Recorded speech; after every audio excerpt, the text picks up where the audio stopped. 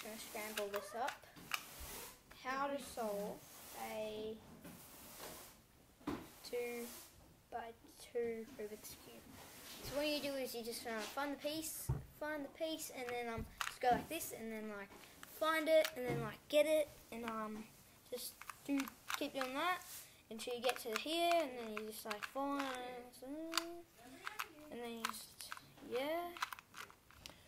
and then you find you go like this, and then you just and then you solved it, and hopefully now you're the best at solving the Rubik's Cube. See ya! Bye!